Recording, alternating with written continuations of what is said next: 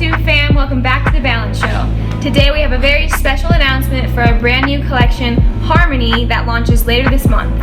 We just announced our newest color, Dawn and Blush, and before we jump into this episode, let's watch this clip.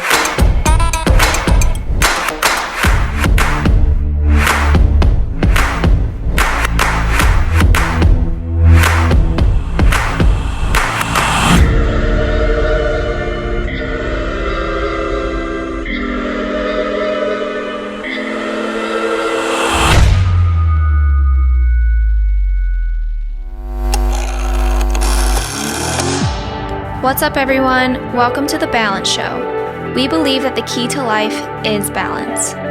Finding the balance between discipline and freedom, ambition and contentment. The perfect balance is unique to each individual. We are your hosts, Taylor, Chloe, and Steve, and we're here to help you find your balance.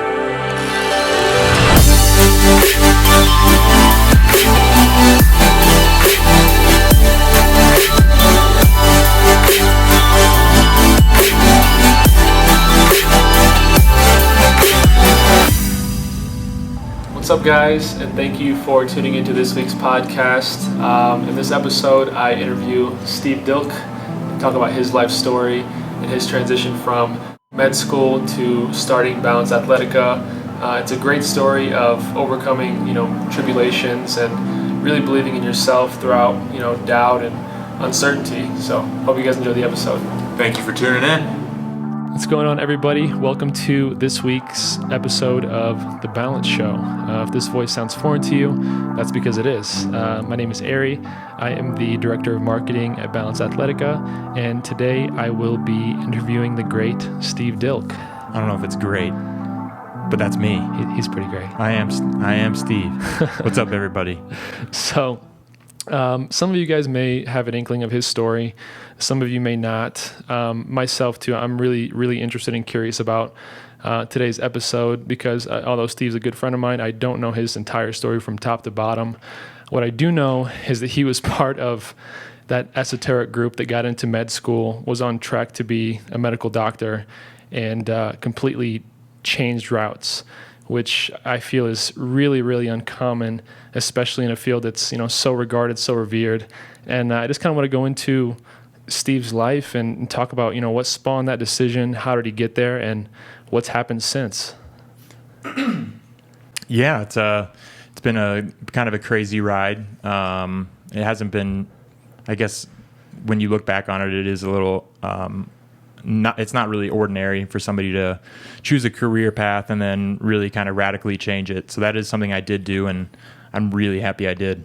Yeah, and this is one that I can relate to as well. I mean, being in the corporate world and corporate sales for so long, I didn't know that I would be in the place I am today. And I guess hindsight is 20/20. You don't really know where you're going to end up. But for those of you who are, maybe contemplating a change in lifestyle, a change in profession, just overhaul of whatever it might be, this is going to be a great one for you.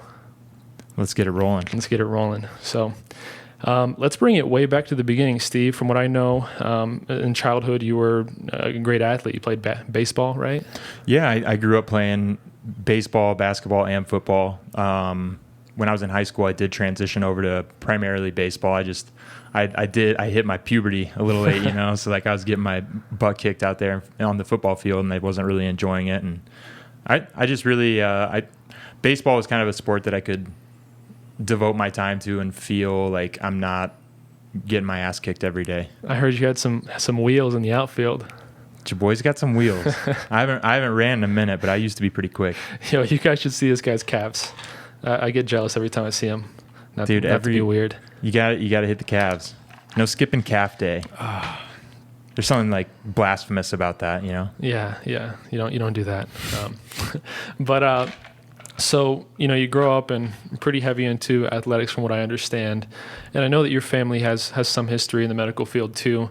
From an early age, did you have that pressure to, go down that route? Did they let you explore? Did you make that decision yourself? Let's just talk from up until like high school. Yeah. Growing up, my grandfather, he was a doctor. I have 2 uncles and an aunt who are doctors. My mom's a nurse. One of my aunts is a nurse. And I'm probably missing somebody because it was almost my entire mom's side. They were all involved in the medical field. So growing up, I didn't feel pressured to jump into that field, but I did feel as though I had a calling for it. And that was solely based on my desire to help people. And it's weird because that's how I imagine myself helping people. And I didn't know necessarily how I was going to do it. I wasn't extremely exposed to it. Like I never really did too many shadowing opportunities growing up, but I had a gut feeling that was for me. So I also had some influence from my dad. He wasn't in the medical field, so I was kind of introduced to engineering. He worked in an engineering firm. And that was another thing that I was interested in, but there was something about medicine for me personally that made me feel as though it was what I was supposed to be doing. Yeah. And I feel like that's something that you can really take pride in. I mean, being a doctor is no joke. No, I have the utmost respect for every doctor that does his due diligence to make his patients get better. And actually is empathetic towards them. Yeah. So, I mean, moving into high school, I know that everybody experiences that phase in high school where you're like, well, what do I do? I have to go to college. I have to get a job. I have to, become an adult. Did you, from the onset, already know like, hey, I'm going to be a doctor. I'm going to be in the medical field, or were you still kind of exploring some options? I left it a little open-ended. I went in, I was working since I was like 15, just doing.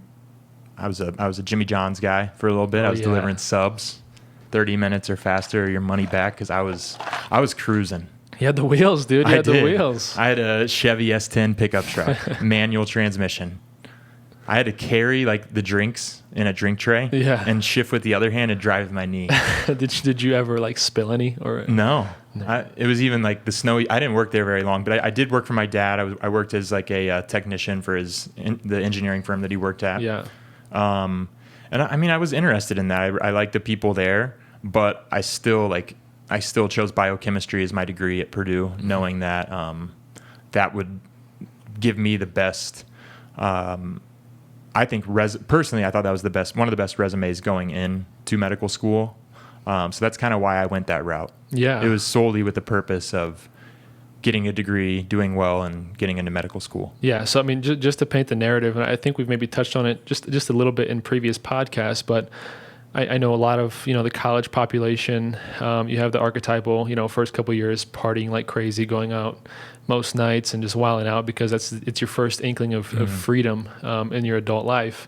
For you, that wasn't really the case. You just had your sights set and that's what you were doing. Yeah. I did go out, not super frequently because my goal was to get as good of a GPA as possible. So I did my fair share of drinking my freshman year. Don't get me wrong. But I wasn't crazy by any means. I really did keep my head down and try to get off on the right foot. And I don't know. I feel like I developed some sort of like work habit and like really good work ethics early, which helped me do the work needed to get into medical school. Yeah. Yeah. Do you think that it just came down to, how much work you were willing to put forth? Did you just work harder than everybody? Did you have a natural aptitude towards it?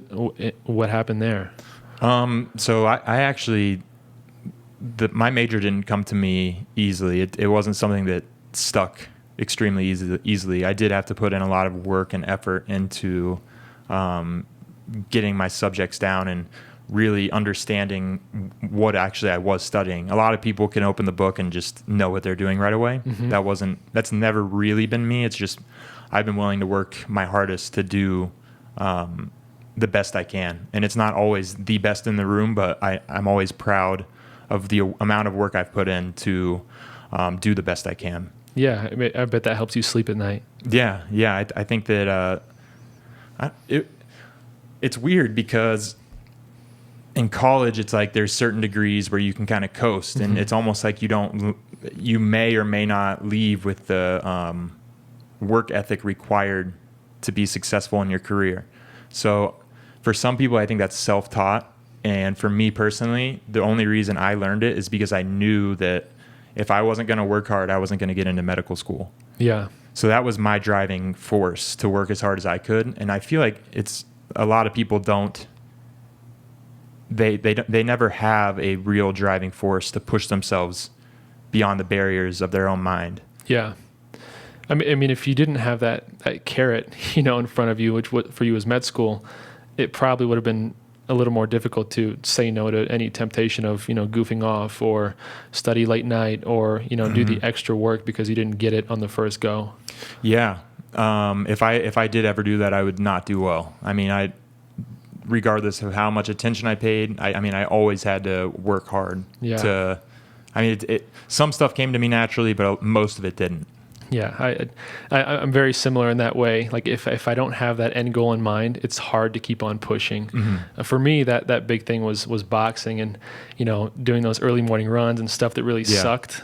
I hate but every second. But you knew you had to. It was like if you didn't, you're going to literally get your ass kicked. Yeah, somebody was going to destroy me and humiliate me publicly. So, potentially hurt you. Potentially hurt you even, yeah. So mine wasn't that intense. It was more so just like the knowing that if I didn't do it, I was going to let myself down. Yeah. And potentially my family. Like there is that like obligation that you feel you have to succeed. And they didn't really ever pressure me, but it was just something that I felt like I needed to do. I needed to make my family proud of me. Yeah. And that seemed like the one way to do it. Yeah. And it helped that it was like something that I thought was what I wanted to do. Yeah. So that's cool that it wasn't just outside pressure. You really felt like you wanted to do that. Yeah, definitely. Yeah.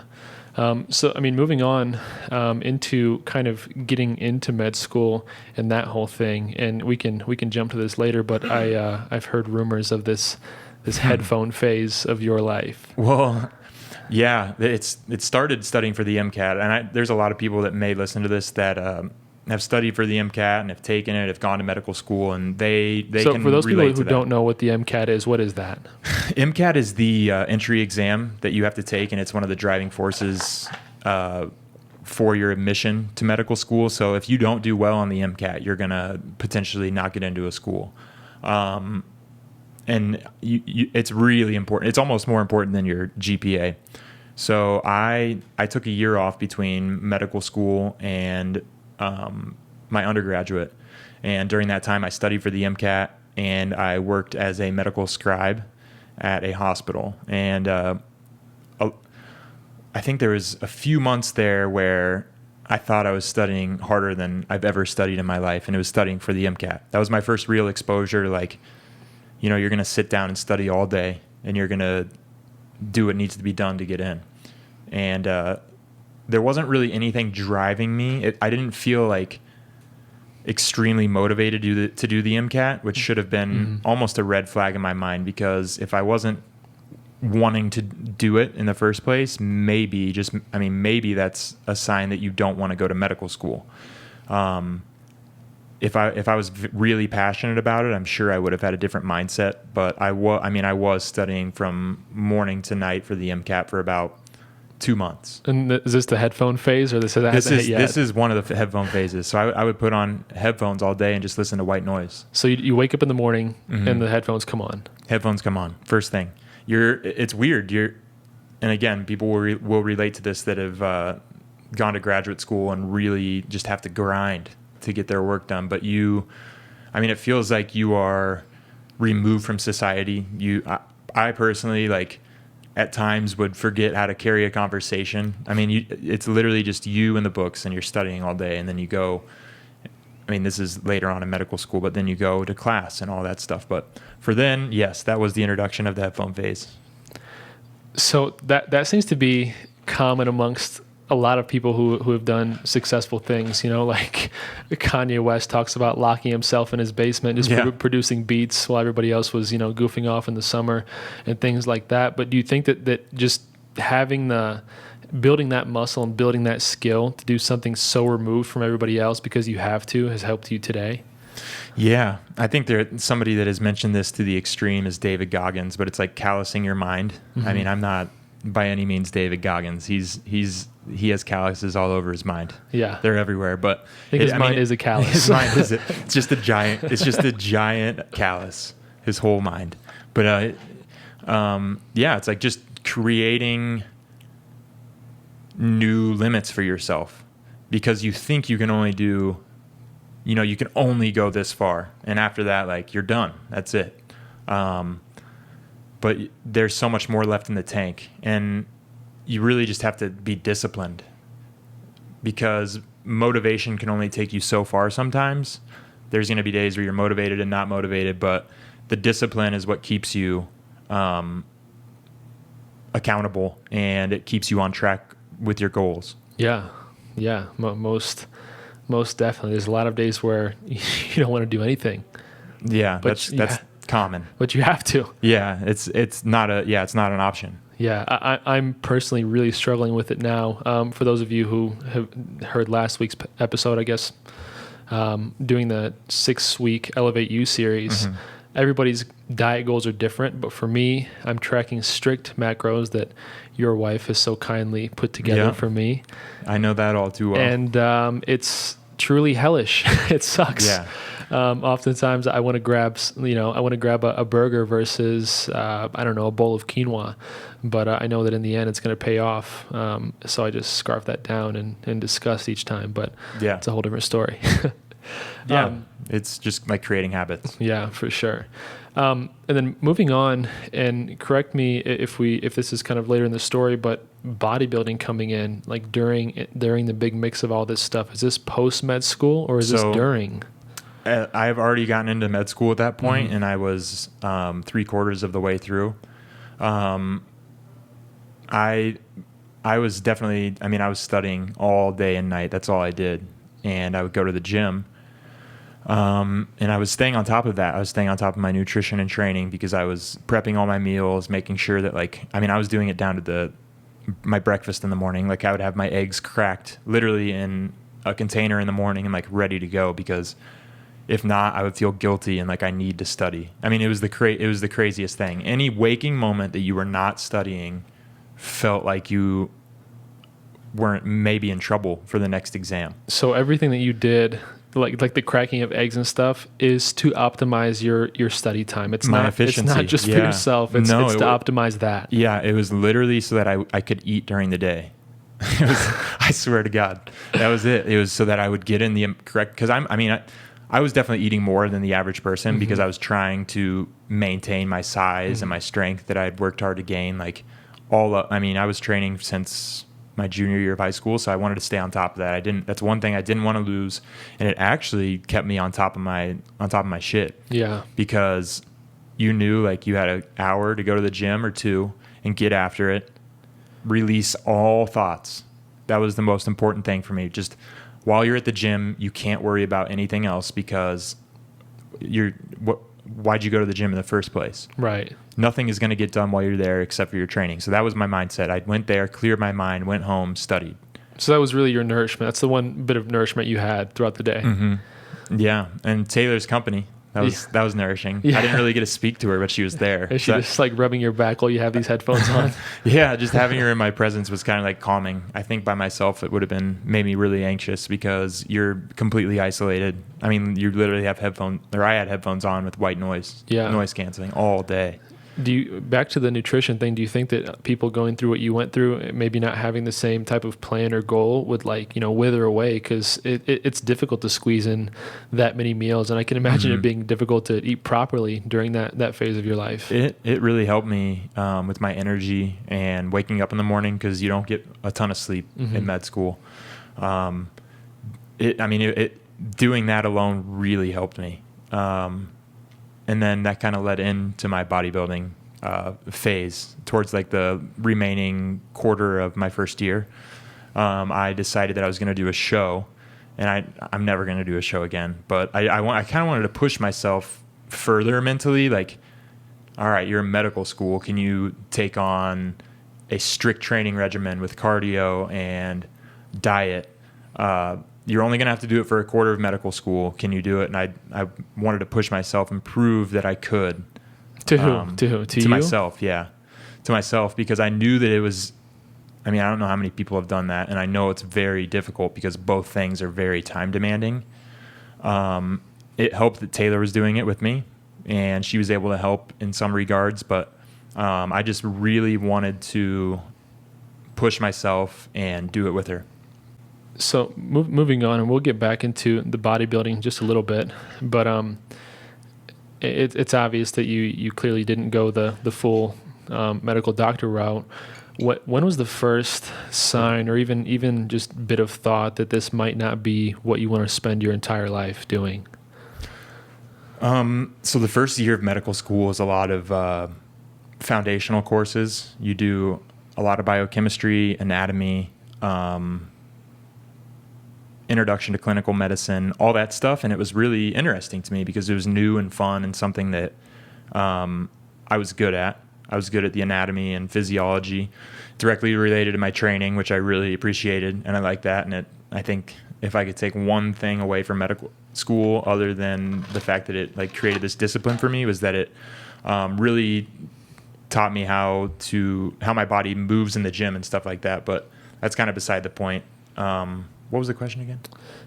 Man, what was the question? Oh, no, when was the first, the first hint of this might not be it? Yeah, so that first year was I really enjoyed it. It was hard, but it was rewarding. I had a good time with the people that I met in medical school. I had really good relationships with them, and I enjoyed my professors. They were all really good.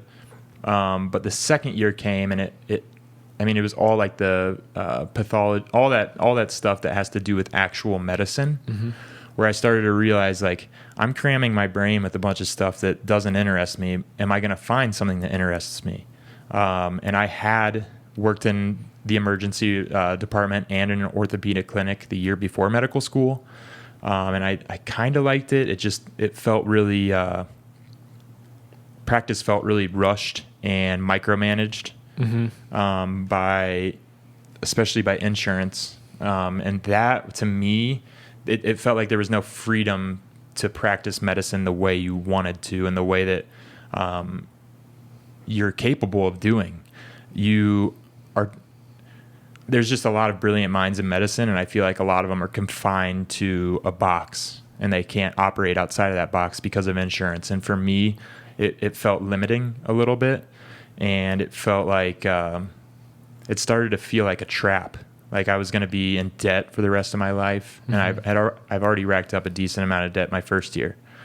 It felt like a trap. It felt like potentially something that would be my entire life, and I was worried about that because I wanted to have time for my family. I wanted to have time for myself. I wanted to have time for my kids, and I didn't want to have to be solely devoted to one thing, and that was medicine. Yeah, and I've had coworkers and friends whose spouses are doctors, and they truly hardly see them. It was appalling to me that just how little time they had together as a family. And and more power to them. If they really enjoy what they're doing, and they are able to spend time together and love their life and their profession, that's awesome.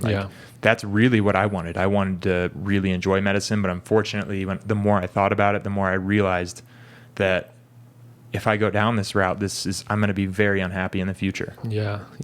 And just hit on insurance real quick. This is something my grandmother had, open heart surgery, 2 years ago. And there were a lot of medical complications, and a lot of those complications came from lack of insurance, and it caused a lot of frustration. And so when you say, there was kind of a confinement with insurance, what do you mean exactly? So there's nothing wrong. Health insurance itself, having that is not the problem. I think that the problem is that they're controlling the way that medicine is practiced, and they're limiting the amount of time the doctor can spend with the patient. because they have to meet certain requirements, and they can't have their own practices because the insurance issue. It's really difficult to fund your own practice now, and perform medicine the way that you are comfortable performing it. So it's kind of that it's I don't know. It just seems kind of broken right now. It seemed like everything was almost structured to a fault. Just during her time and what she went through, and I totally understand what you're saying. Yeah. So you talked about kind of getting into those first thoughts of this might not be the thing for me. So I think that, whether you're a medical doctor, whether you're going into be, in business, whether you're going into teaching, whatever it may be, some people have that moment where they're like, oh, this might not be what I need to do. And they either do what you did, which was, take a completely different path, risk it all, and, find something that makes them happy, or they continue along that path because they've already paved that way so far. So why not keep going? What helped you veer off that path when you felt like you needed to? At that point, I knew that no matter what I was doing, it was going to be better than medicine, no matter what. And I didn't care how much debt I was going to be in. I didn't have like the most secure of fallback plans. My plan initially was this was in the very infancy of Balance. We were going to start a clothing line. We were going to make it work. Fortunately, we had Taylor's influence on social media, but that's only part of the picture. That definitely is like the kindle that starts the fire.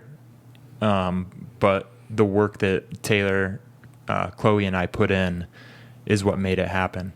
And that was not even necessarily my fallback plan. That was just like, this could work.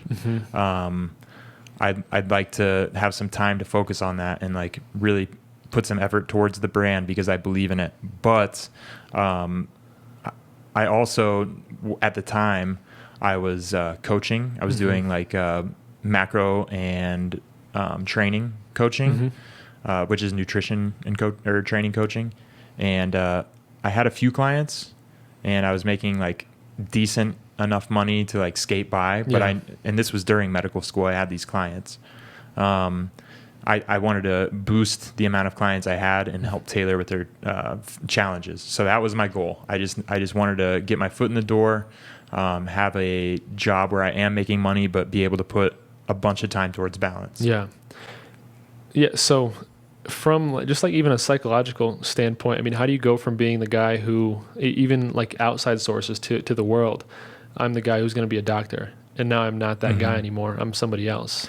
Yeah. My family and Taylor's family was very supportive of it.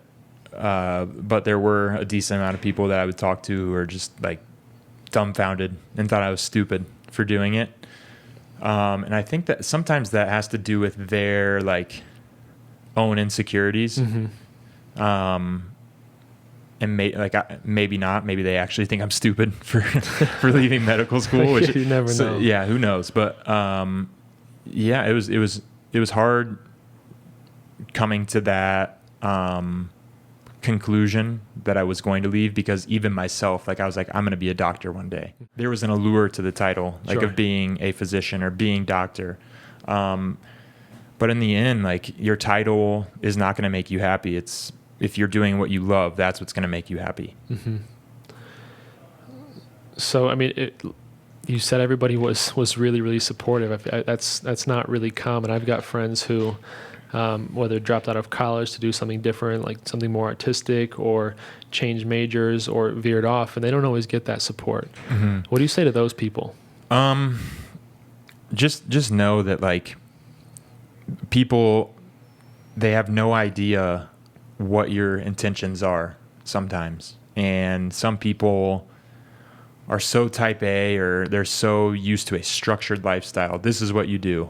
You go to school, you get your career, and if you get in a secure position where you can, rank up and be a respected professional, these people think that, that is the way you're supposed to live. And it's just, for some people, it's not. It is for, I mean, a lot of people are very happy doing that, and that's completely fine.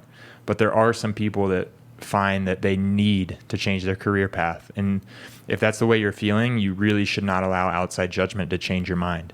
Yeah. Yeah. Because you're the one that has to walk into that job every day. You're the one that has to, take your work home and sleep on that, So. It's your life. You only get one of them. Yeah. Yeah. So you got to do what you love to do. Yeah. Yeah. I experienced it too. I mean, coming out to Balance, and you guys were kind of established a little bit. And granted, I didn't have the same stakes that you had as far as dropping out of med school. I just left a career. I mean, that's still a secure career. I mean, still a secure career. You get insurance, you get a nice salary, whatever comes with it. But I wasn't happy going home at night. Mm-hmm. I was literally skipping work. I do some acting. I was skipping work to go to auditions some days, driving to different cities, lying to my boss. And I sat at home one day and I was like, man, there's no way this is making me happy if I'm trying to evade it and cover it up. So, I guess I would call it fate, destiny, or even luck, but ended up here, and it's been just absolutely incredible. Destiny. Destiny. I like that. Destiny is a good word. But yeah, for sure. And then after that, now you're not the medical doctor guy. You're now the balance guy. I'm not just, I'm the nobody. I felt like I was a nobody, because it going from like something that felt so prestigious to getting that, willingly just separating yourself from it, even despite like not having too much time left. It's definitely, that was a very humbling experience for me, because I had always had my career path marked out. I knew what I was going to be, and I was going to get there no matter what, until I didn't. Yeah. So, from there, it was really just a lot of searching. Like, I mean, there were times where I was really upset and like confused, like questioning my own decision. But there was always that voice in the back of my head that said, "You're going to make something work," and you did not want it to be medical school. Remember that. And I stuck to that, and I worked hard every day to gain as many clients as possible. I did decent there, but I still did devote almost all remaining time to Balance and getting that off the ground. And there was a lull, like we were supposed to launch. It was going to be early spring. We ended up pushing that back till July. So there was a lot of time to reflect on my decision. Yeah, maybe too much time. There was too much time. Yeah. And this is also a recurring theme too, I noticed. You can't just, jump from being on the path to a doctor and now I'm going to be an engineer, or now I'm going to do this. You always have to make sure and take care of yourself in the interim, which you did with training and then devoting that extra time to Balance. So it's not always a seamless I worked transition. on my social during that time too, which I think is, I had the opportunity to grow into that, and it's been really beneficial for me. So that was another major point of focus. Lately I haven't been as good at staying on top of my social, but during that time, that was definitely a major focus, and it was a driving force for my clientele, gaining clients with my coaching programs and stuff like that. So I tried to create as many fallback plans as possible within my mind. I did have a list at one point of things that I knew that I could do, like maybe even continuing my profession in something fitness related, or just continuing my education somewhere else. But Balance did. I just had like that feeling that it was going to work. Yeah. But it's not always a seamless transition. You go from one thing and then you make whatever work until you get to the other thing, right? Yeah, and that's basically what I did with the coaching. Yeah, for those of you guys that don't know, Steve is jacked. If I would have come across his IG profile, I would have definitely hired the guy, because and he's helped me, achieve some goals in the gym, and he's just always pushing. And I think just from training with him alone, I'm sure he knows this, but I think that his experience in medical school has helped, because he knows how to make every single movement as torturous as possible. I take pride in that. I may have cried a little once. My physiology. So I know how it works, baby. yeah. So now you're here. Now you're at a place where you're a co-owner of Balance, a company that's growing, at just absolutely unreasonable speeds. I mean, any vendor, anybody that we've spoken to is absolutely taken back by the growth of our company and the way that we've done it organically by telling, a true story of the brand and including everybody, because we're all people, and spreading that message. Looking back at the whole thing, what's your take, man? I mean, you were at a place where you totally bailed on what your entire life's purpose was supposed to be. You had a lull. This thing, started taking off, and now it's taken off. But looking backwards, what would you tell a young Steve? I would tell him just trust your path. Trust that what you're doing is going to pay off, because if you continue to work hard, you will get to where you want to be. During that lull between leaving medical school and Balance's first launch, I did question myself a lot. It was scary, because you don't know what's going to happen, and you just have to have faith in yourself and trust that if you put in the work, it's going to be fine. Like, you're going to make it work one way or the other. What's the worst thing that can happen? You're going to find your way. And at least this time you have a fresh slate, and you have a new horizon ahead of you. You can do what you want to do if you make it happen. Man, it's powerful. It's Yeah, simple, baby. but powerful. I mean, you can do what you want to do. It's simple as that. Yeah. And Steve is just the perfect example of that. You don't see a story like his very often at all. And I mean, look where life has taken him by his own personal resolve. Yeah.